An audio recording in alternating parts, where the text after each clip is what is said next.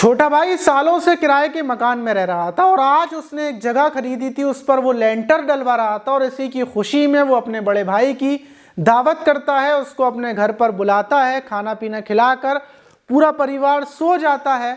लेकिन बड़ा भाई नहीं सोया था और रात के टाइम बड़ा भाई उठता है, वो अपने छोटे भाई की हत्या करता है, उसकी बीवी की हत्या करता है और उसके बाद तीनों बच्चों की भी हत्या कर देता है। हत्या इतनी बेरहमी से की गई थी कि पुलिस वाले भी देखकर हैरान हो जाते हैं, क्योंकि पहले सोते में सर की हड्डियों पर लोहे की रॉड से वार कर कर हत्या की जाती है और उसके बाद टाइल्स काटने वाली मशीन से गर्दनों को काट दिया जाता है। बड़ा भाई पूरी रात लाशों के साथ बैठा रहता है कि कहीं कोई जिंदा ना बचा हो, और जब उसको यकीन हो जाता है तो उसके बाद वो वहां से भाग जाता है। पुलिस ने 15 दिनों की मेहनत के बाद बड़े भाई को गिरफ्तार करने के लिए मुठभेड़ की और फिर गोली मारी, जिसमें बड़े भाई की मौत हो गई। और उसके बाद खुलासा हुआ कि आखिर बड़े भाई ने 5 कत्ल क्यों किए थे, वो भी अपने छोटे बेटे के साथ मिलकर। पूरी घटना को जब हम आपको शुरू से बताएंगे तो इस घटना से आपको बहुत कुछ सीखने को भी मिलेगा। तो चलते हैं और 5 कत्ल की दास्तान शुरू से जानते हैं आखिर तक। तो दोस्तों, मेरा नाम माज है। उम्मीद है कि आप सब अच्छे होंगे, सुरक्षित होंगे। और जो आज की घटना है वो उत्तर प्रदेश की है। उत्तर प्रदेश का जिला मेरठ है और वहीं का एक सोहेल गार्डन इलाका है। उसी सोहेल गार्डन इलाके में वहां पर रहने वाला जो मुईन है, जो अपनी पत्नी आसमा और अपनी 3 बेटियों के साथ रहता है। 9 जनवरी की जब सुबह सुबह होती है तो कुछ लोग जो मुईन था उसके घर पर आते हैं, लेकिन मुईन के घर ताला पड़ा हुआ था। अब जो मोहल्ले पड़ोस के लोग थे वो हैरान हो जाते हैं, क्योंकि 9 तारीख को मुईन के घर पर ताला पड़ा हुआ है। 8 तारीख की रात मुईन ने अपने ही घर के पास में एक प्लॉट लिया था, उस पर लेंटर पड़वाया। मुईन का परिवार 8 जनवरी को उसी प्लॉट पर मौजूद था और 9 जनवरी को पूरा परिवार गायब है। मोहल्ले के लोग हैरान थे, हर कोई सोच रहा था कि आखिर मुईन कहाँ पर चला गया। अब दोपहर होती है, 1 से 2 बजे का टाइम हो जाता है। फिर जो मुईन के जान पहचान वाले लोग थे वो आते हैं और उसके बाद जो मजदूर मिस्त्री थे, जिन लोगों ने लेंटर डाला था, वो भी आते हैं। तमाम लोगों को अपना हिसाब किताब करना था। सारे लोग मुईन के पास फ़ोन कर रहे थे कि आखिर मुईन अचानक से कहाँ गायब हो गया। मुईन की पत्नी आसमा के नंबर पर फ़ोन किया जाता है, वो भी फ़ोन स्विच ऑफ। अब सब परेशान होने के बाद जो मुईन के रिश्तेदार थे वहाँ पर पहुँचते हैं, मुईन के बारे में सबसे पूछते हैं और रिश्तेदार हैरान कि मुईन आखिर कहाँ चला गया।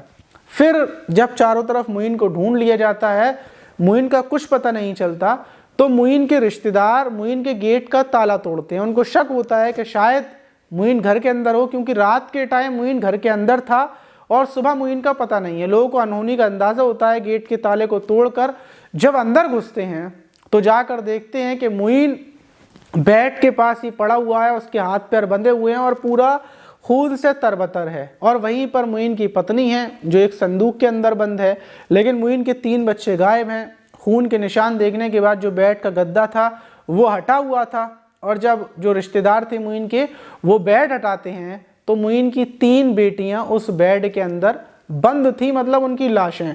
फौरन पुलिस को सूचना दी जाती है, आनन फानन में पहुंचती है, क्योंकि 5 कत्ल हुए थे और इन कत्ल की सूचना से पूरे मेरठ के अंदर खलबली मच जाती है कि एक परिवार को पूरे तरीके से ख़त्म कर दिया। अब पुलिस छानबीन में लगती है, मुईन के रिश्तेदारों से पूछताछ की जाती है। मुईन के जितने भी करीबी थे उनको हिरासत में ले लिया जाता है।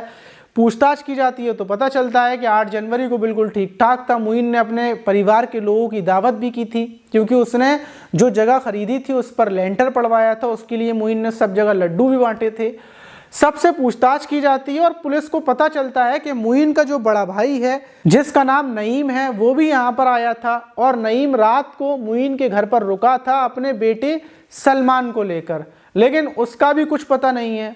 जब नईम को फ़ोन किया जाता है तो नईम फ़ोन उठाता है और नईम से बोली जाती है कि पुलिस को तुमसे पूछताछ करनी है, थाने में आ जाओ। और उसके बाद जो नईम था उसका फ़ोन स्विच ऑफ हो जाता है। पुलिस का शक सीधा नईम के ऊपर जाता है कि भाई नईम को पुलिस ने बुलाया था और नईम जो मुईन के घर पर रात को रुका था वही फ़रार है। और जब सीसीटीवी कैमरास की रिकॉर्डिंग चेक की जाती है तो दिखता है कि जो नईम है वो अपने बेटे के साथ जाता हुआ दिखता है। नईम की बड़ी सी दाढ़ी है और ये मुईन का सौतेला भाई है। और इतना पता चलने के बाद पुलिस नईम को ढूंढने में लग जाती है। पुलिस को कंफर्म हो चुका था कि हत्या करने वाला नईम और उसका बेटा है। सलमान। पुलिस उन लोगों को ढूंढती है, दिल्ली, महाराष्ट्र, 5 राज्यों में पुलिस उनको ढूंढ रही थी। 8 टीमें लगी हुई थी इन दोनों को ढूंढने के लिए, लेकिन इन लोगों का कुछ पता नहीं था। पुलिस को सिर्फ सूचना मिल रही थी, लेकिन पुलिस गिरफ्तार इन लोगों को नहीं कर पा रही थी। पुलिस बाप और बेटे को ढूंढने में लगी हुई थी, क्योंकि 5 कत्ल का मामला था, पुलिस के ऊपर दबाव बन रहा था। और इसी को देखते हुए पुलिस 50,000 रुपये का इनाम रख देती है कि सूचना देने वाले को 50,000 दिए जाएंगे। लेकिन पुलिस को सूचनाएं मिल रही थी, लेकिन ये बाप बेटे लोकेशन बदल रहे थे। जब नईम के बारे में पता किया जाता है तो पता चलता है कि 20 साल पहले भी उसके ऊपर कई मर्डर केस लगे थे, कई मुकदमे उसके ऊपर दर्ज हैं, लेकिन वो अभी तक पकड़ा नहीं गया है, क्योंकि वो भेष बदल देता है। और इस टाइम पर भी नईम ने भेष बदल दिया था। उसने लंबी सी दाढ़ी अपनी कटवा दी थी और शर्ट और पैंट में वो घूम रहा था, इसलिए पुलिस को बड़ी दिक्कत हो रही थी उसको पकड़ने में। और दिन गुजरते जाते हैं। 19 जनवरी को पुलिस को सूचना मिलती है कि जो ये नईम है अपने बेटे सलमान के साथ ये लिसाड़ी गेट के समर गार्डन में आने वाला है। पुलिस को इतना पता चलता है, पुलिस चारों तरफ फील्डिंग लगा देती है और 3:45 पर रात के टाइम ये जैसे ही आता हुआ देखता है, पुलिस घेर कर इसको पकड़ने के लिए जाती है। और नईम फौरन अपनी पिस्टल से फायरिंग करता है पुलिस के ऊपर, और पुलिस जवाबी फायरिंग करती है और नईम के सीने में गोली पड़ती है। लेकिन जो सलमान था वो मौका पाकर भाग जाता है। फौरन पुलिस जो नईम था उसको हॉस्पिटल लेकर पहुंचती है, लेकिन नईम की मौत हो जाती है। अब सलमान को ढूंढने में लगती हैं और सलमान को ढूंढते में सुबह के टाइम पर पता चलता है कि एक खेत में एक युवक छुपा हुआ है। पुलिस पहुंचती है और वो सलमान था। सलमान को गिरफ्तार कर लिया जाता है।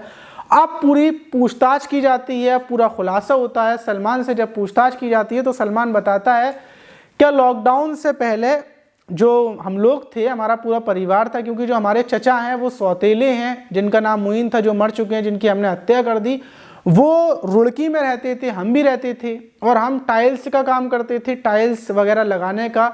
और जो हमारे ये चचा थे मुइन, उनका कारोबार मतलब अच्छा खासा नहीं था, बेकार था।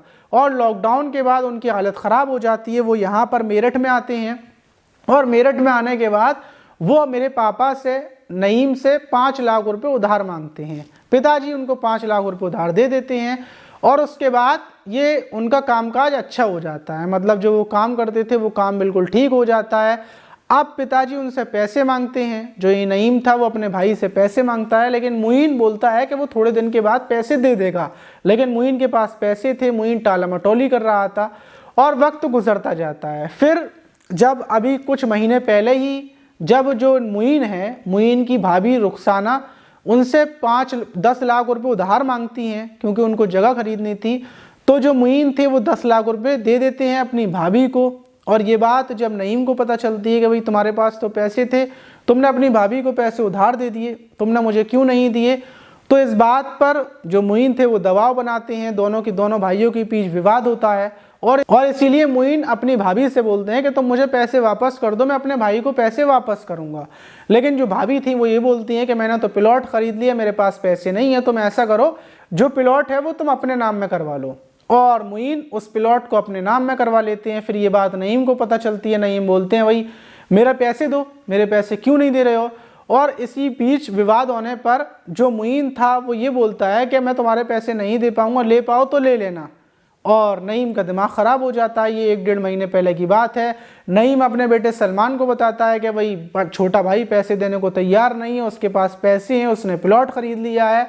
और इस बात को वक्त गुजरता है और जो मुइन था वो अब अपने घर पर लेंटर डलवाता है, क्योंकि पहले वो किराए पर रहता था, अब आकर वो उसी जगह पर लेंटर डलवाता है कि अब वो यहाँ पर रहेगा। और इसी खुशी में वो अपने बड़े भाई की नईम की दावत करता है, नईम को बुलाता है और नईम को दिखाता है कि देखो ये प्लॉट है, इस पर लेंटर पड़वाया है। तो फिर से जो नईम था वो अपने पैसों की डिमांड करता है और मुइन साफ मना कर देता है। नईम का दिमाग ख़राब हो जाता है। नईम को वो अपने घर पर ले जाता है, घर पर लाकर सुला देता है। नईम के और उसके बेटा सलमान दोनों सो जाते हैं खाना पीना खाकर, लेकिन दोनों के दिमाग में पहले से प्लानिंग थी।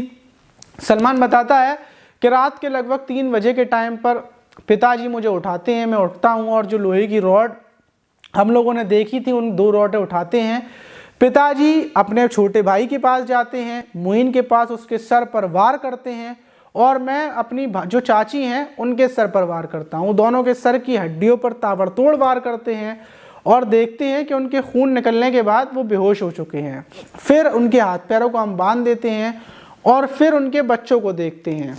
सबसे बड़ी जो बेटी थी उसके सर के ऊपर भी वार करते हैं, उससे छोटी बेटी थी उसके सर पर भी वार करते हैं, और जो 1 साल की थी उसके गले को दबा देते हैं। अब पूरे 5 कत्ल हमने कर दिए थे, लेकिन हमें अंदाज़ा था कहीं हो सकता है कोई बेहोश हो और उठ कर न बैठ जाए, इसलिए हमारे पास जो टाइल्स काटने वाली मशीन थी उसको हम लेकर गए थे। मशीन से हम मुइन के गले की हड्डी को काट देते हैं, कहीं होश में ना आ जाए, जिंदा ना हो जाए, और फिर अस्मा का भी गला काट देते हैं और बच्चों के सर को बहुत ताबड़तोड़ वार करते हैं, कहीं कोई होश में ना जाए और हमारा खुलासा ना हो जाए कि हमने ही इन 5 कत्ल किए हैं। और उसके बाद हम एक ताला लेकर गए थे, क्योंकि प्लानिंग हमारी पहले से थी, हम ताला बाहर से लगाकर चले जाते हैं। हमारी प्लानिंग ये थी कि ताला लगाकर जाने के बाद ये लाशें घर के अंदर रहेंगी, ये सड़ जाएंगी, और उसके बाद हम कुछ महीनों के बाद आएंगे और जो प्लॉट है उस पर कब्जा कर लेंगे और मुइन का जितना भी पैसा है, सामान है, वो सब हमारा हो जाएगा और मुइन का कोई तो वारिस है नहीं है कि सिर्फ हम होंगे। तो ये सब कुछ कांड इस वजह से किया था। वहीं पुलिस ने सलमान के भी पैर में गोली मारी, क्योंकि सलमान ने भी गोली चलाई थी। सलमान हॉस्पिटल में भर्ती है और ये घटना खुलासा होने के बाद पता चला कि 5 लाख रुपए के चक्कर में एक भाई ने अपने छोटे भाई के पूरे परिवार को ख़त्म कर डाला। अगर वो पुलिस थाने में चला जाता तो हो सकता है पैसे मिल जाते, लेकिन अब उसने ख़त्म किया, पुलिस की गोली से वो ख़त्म हुआ और जो उसका बेटा है वो ज़िंदगी भर जेल में रहेगा। आप इस घटना पर क्या बोलना चाहेंगे कमेंट बॉक्स में ज़रूर बताइएगा। मिलते हैं किसी और वीडियो।